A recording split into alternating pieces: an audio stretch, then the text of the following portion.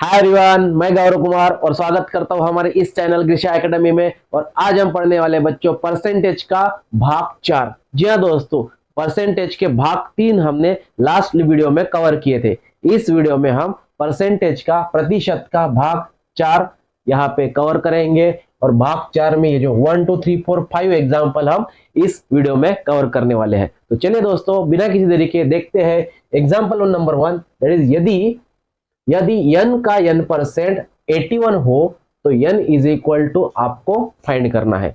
यदि n का n% 81 हो, 81 हो, ठीक है।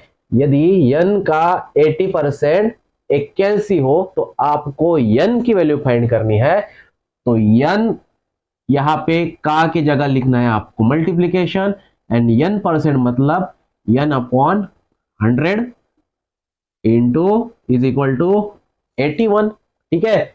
n इंटू n बन जाएगा n square is equal to 81 का मल्टीप्लीकेशन 100 के साथ, दैट इज 81 पे आपको 2 0 लगा देने हैं। अभी आपको स्क्वायर रूट निकालना है, तो n स्क्वायर मतलब n स्क्वायर का स्क्वायर रूट n, एंड 81 का स्क्वायर 81 100 का स्क्वायर आएगा 90। मतलब यहां पे आपकी n की वैल्यू बन जाएंगी, इस क्वेश्चन मार्क की जगह n की वैल्यू आपको लिखनी है 90। तो ये था एग्जांपल नंबर 1। उसी तरह एग्जांपल सेकंड देखिए। यदि n का 60% n का 60% का 60% बराबर 90 हो तो आपको n की यहां पे वैल्यू फाइंड करनी है, ठीक है। n का 60% अगेन उसी का 60% बराबर 90। तो हम यहां पे n का की जगह मल्टीप्लीकेशन 60 का परसेंट मतलब 60 अपॉन 100, अगेन का के जगह मल्टीप्लीकेशन 60 की जगह 60 अपॉन 100 इज इक्वल टू 90। ध्यान में आपको यह रखना है कि जहां पे भी आपको का या फिर के वर्ड आता है तो आपको मल्टीप्लीकेशन गुना करना पड़ेगा, ठीक है। तो 0 0 कैंसल, 0 0 कैंसल, ठीक है। और यदि मैं 2 से डिवाइड कर दूं दोनों को, 6 को और 10 को, तो यहाँ पे आएगा 3, यहाँ पे भी आएगा 5, यहाँ पे 3 और यहाँ पे 5। तो n into 3 into 3 9 upon 5 into 5 25 is equal to 90।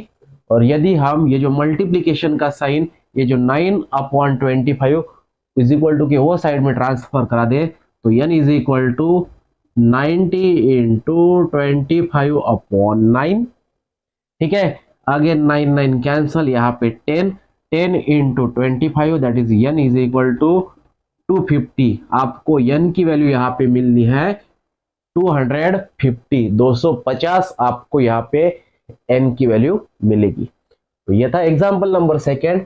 अब next example that is third example देखते हैं। 160 का 45% upon question mark is equal to 72 है। तो इस क्वेश्चन मार्क की जगह आपको कौन सी वैल्यू है यह आपको फाइंड करनी है।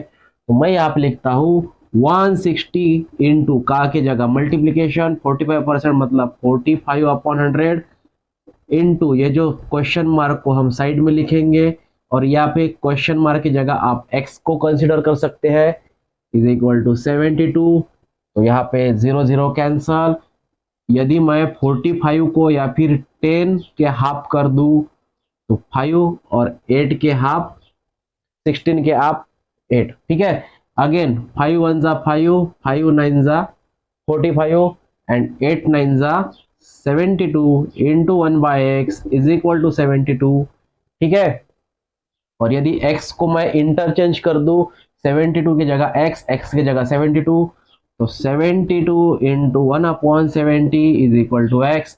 72 कैंसल, x की वैल्यू आएंगी 1, मतलब ये जो क्वेश्चन मार्क है क्वेश्चन मार्क की जगह वैल्यू आएंगी 1, ठीक है। तो ये था एग्जाम्पल आपका थर्ड। चलिए देखते हैं next example, that is example number 4 है आपका। यदि एक व्यक्ति अपने आय, आय का मतलब होता है इनकम, ठीक है, यदि एक व्यक्ति अपने आय का 60% व्यय, व्यय मतलब होता है खर्च, तो यदि एक व्यक्ति अपने इनकम का 60% खर्च करता है और यदि उसकी मासिक आय 18,000 है, 18,000 है, तो आपको उसका मासिक बचत कितनी है, उसका बैलेंस कितना है, ये आपको फाइंड करना है। ठीक है, कंसिडर करते हैं कि उसकी बैलेंस, अभी देखिए 18,000 उसका क्या है, पेमेंट है, 18,000 इसका उस व्यक्ति का इनकम है, और 18,000 इनकम में से वो क्या करेगा, 60% खर्च कर देगा, मतलब 60% मतलब 60/100, तो 0 0 कैंसल, अगेन ये 0 इसके साथ कैंसल। ठीक है, और उसके बावजूद भी इसका आंसर आएगा बच्चों, दैट इज 18,000 के 60%, दैट इज ये आएगा आपका 18 6 108, मतलब 108 पे आपको 120 लगा देने, मतलब 10,800 रुपए वो क्या करेगा, खर्च करेगा। ठीक है, 10,800 रुपए वो खर्च करता है, और 10,800 खर्च मतलब जितना भी उसका इनकम है, 18,000 उसका इनकम है, 18,000 उसका पेमेंट है, तो 18,000 में से 10,800 वो खर्च कर देता है, तो उसके पास बैलेंस रहेगा 7,200। आपको यहाँ पे बैलेंस मतलब बचत आपको यहाँ पे पूछा गया है, तो 7,200 उस व्यक्ति की क्या रहेंगी, बचत रहेंगी। तो ये था एग्जाम्पल नंबर 4। चलिए देखते हैं लास्ट एग्जाम्पल। लास्ट एग्जाम्पल में देखिए क्या दिया है।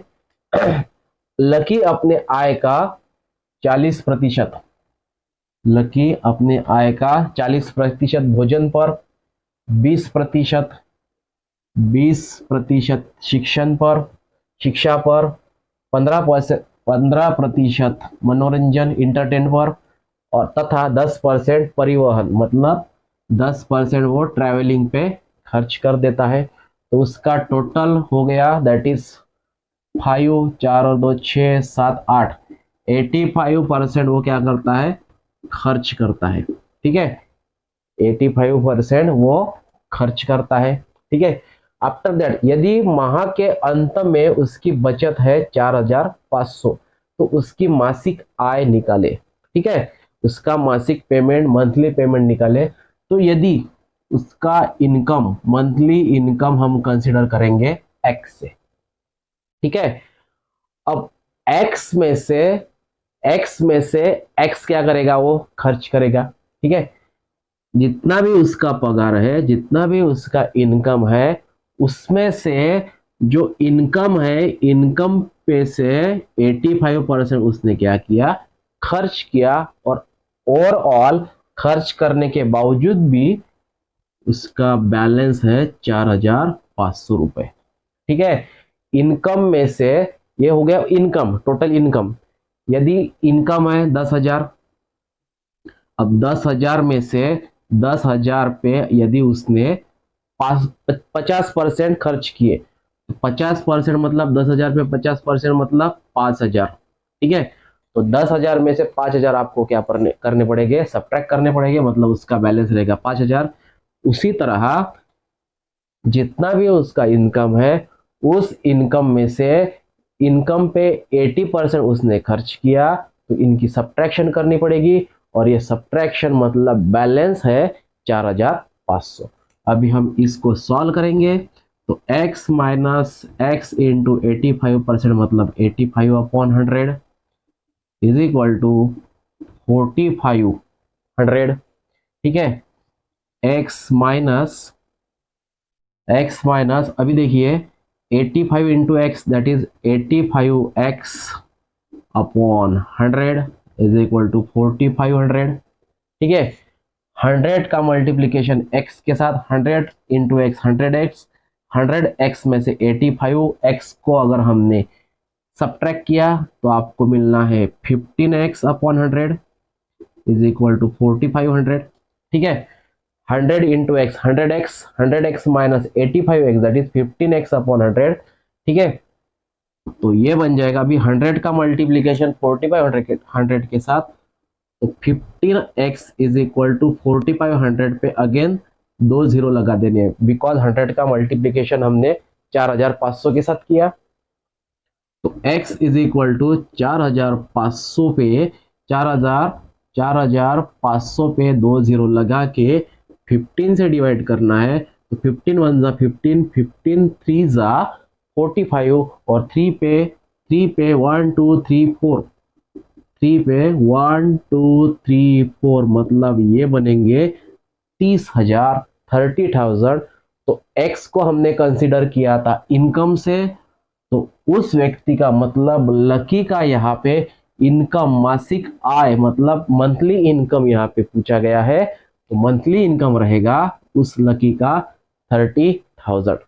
तो ये था बच्चों, हमने यहाँ पे परसेंटेज के मतलब प्रतिशत के कुछ एग्जाम्पल दैट इज एग्जाम्पल 1 2 3 4 5 अच्छी तरह कवर किए।